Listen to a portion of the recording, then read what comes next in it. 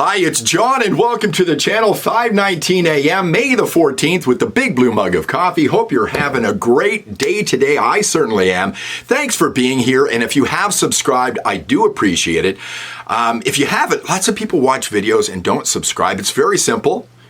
Just click on subscribe and you'll help out the channel in a big way. And if you like the video, click on the thumbs up as well. So today, it might turn into a bit of a rant after what happened yesterday, the cabinet picks. I'm sure you've heard them, but I'm going to go through this in a little bit of a different way. I'm going to take you on a trip. I've got a message for the elbows up people today. I'm going to take you on a trip overseas today, elbows up people. I want you to grab the people in your family who are the elbows up people by the scruff of the neck and stick their face in front of the screen and have them watch. I've got a message for them today. I don't know what it was that got me thinking about this today. Perhaps the fact that we have a new cabinet. When does government come back? Is it the 26th? 2 more weeks.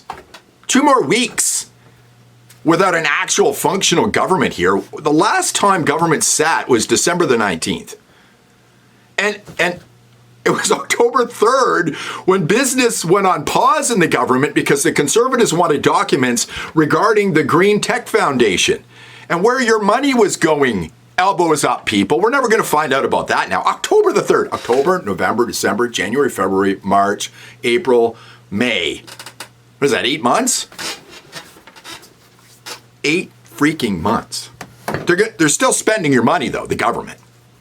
So yesterday we get the cabinet picks. There's one face that is indicative of the absolute rot that is Canadian government and the Liberal government and the people who voted elbows up. One face. Pierre Poilievre did a good job yesterday. Now, Poilievre hasn't even got a seat, but they wanted to know what he thought of the cabinet, and he did a great job yesterday. He wished the Liberal government well. I do not. I hope they fail because they're a bunch of failures and everything they want for our country, no, your country, not my country. I want my own country of Alberta. Everything they want will ruin everything because they're Liberals.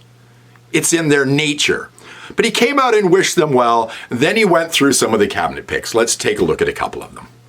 He appointed Trudeau's old team and Trudeau's old advisors.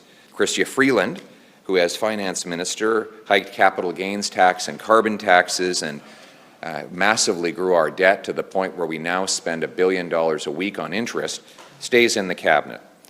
Then there's Gary Anadasangari, the new Minister of Public Safety, who said the actual crimes, the actual issues around bail are quite sound, and they are embedded in, codified in law right now, as in to say that there's nothing wrong with the system. Well, in fact, there's everything wrong, as we see from the growing crime wave on our streets.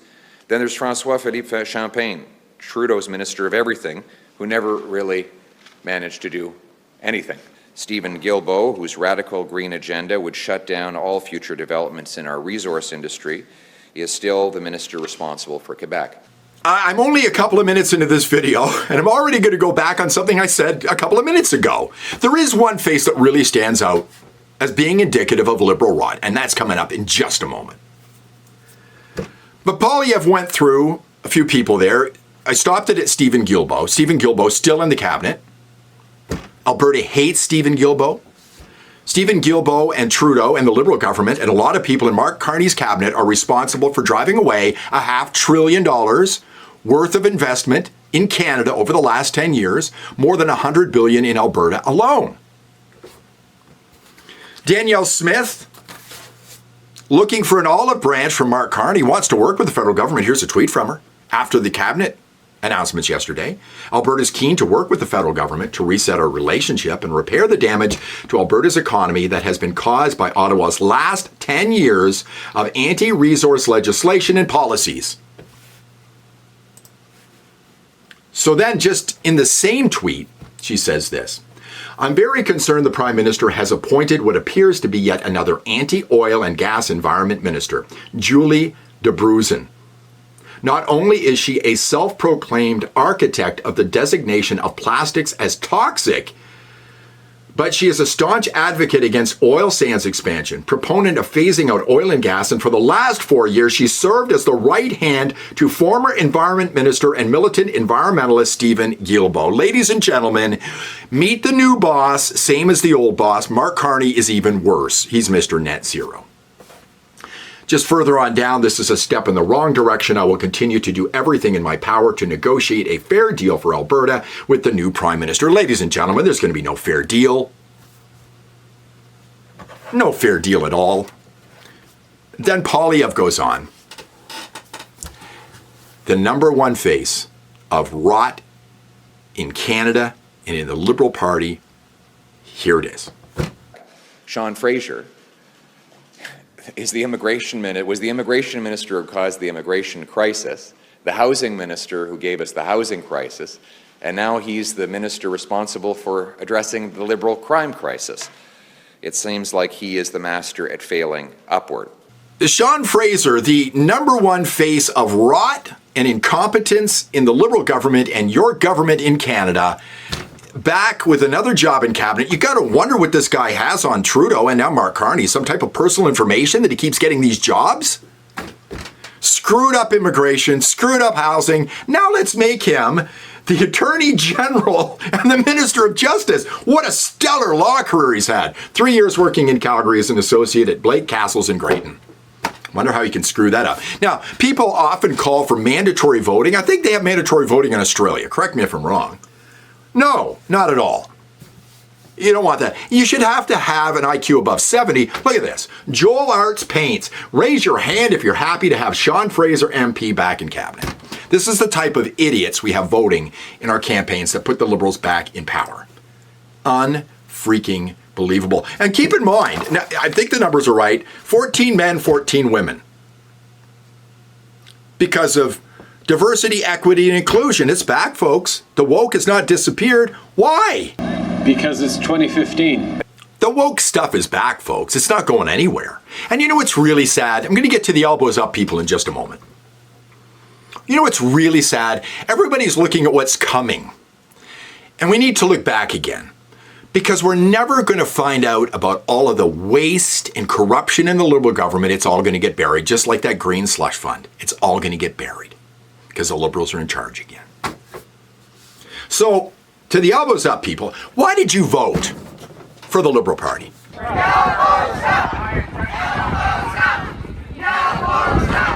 Answer the question, why did you vote for the Liberal Party? Is it because you wanted to see things get better in this country? You wanted to see inflation come down, housing prices come down, food prices to come down? You wanted to see a better life for your children and grandchildren? Is that why you voted? Huh? Or did you vote because Mark Carney was the best person to deal with Donald Trump? Or because you hated Donald Trump? Is that why you voted? Now, Mark Carney tweeting this out yesterday and how Canadians elected the government with a strong mandate to define a new economic and security relationship with the United States, bring down the cost of living, and build a stronger economy. Is that what he's working on right now? Is he? No. From what I understand, the tariffs are still on. Donald Trump said they ain't coming off. Mark Carney did not solve that problem you voted for. Is there anything he could say to you in the course of your meetings with him today that would get you to lift tariffs on Canada? No. The tariffs are still on, elbows up. You were played during the election. This is the number one thing Carney ran on. The United States wants to own us. Donald Trump wants to own us. They want to take our natural resources. They want to take our water. He used fear to get you to vote for him, and you've got the same government you had before, the same incompetence as before. And what is Carney doing? Instead of talking to Donald Trump, instead of working on this 24 hours a day to get this resolved, he's running off to talk to the Pope to go to his inaugural mass of Pope Leo. Do you think Pierre Poilievre would be doing that right now? He was going to keep government running all summer to get stuff done in this country, to make things better. You voted for elbows up. Why is he going off to see Leo? Because Leo is an ally of people like Mark Carney, because he's woke. Smart guy, I'll give you that. Here's what we've learned about Pope Leo. He's written and reposted anti-Trump tweets, come out against border enforcement, endorsed Dreamers, supports BLM, pro-gun reforms, supports climate action. The left, who hate people who are religious, unless you're a specific religion, and hate Catholics, now love Pope Leo because he's woke. Meanwhile, Carney's going to go off to Rome to meet with other international leaders to discuss deepening trade, commerce, and cultural ties. And the tariffs are still on with the United States, which is causing harm to our economy right now. And you voted for it, elbows up. Do you feel like you've been played? Do you feel like suckers? You should.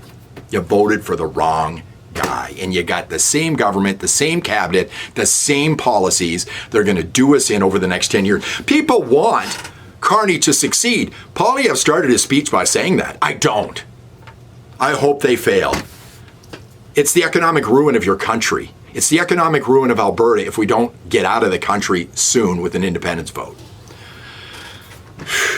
Wow. Thanks very much for watching. I do appreciate it. Hope you liked the video. If you did, please give it a thumbs up, subscribe to the channel, and I'll see you in the next one.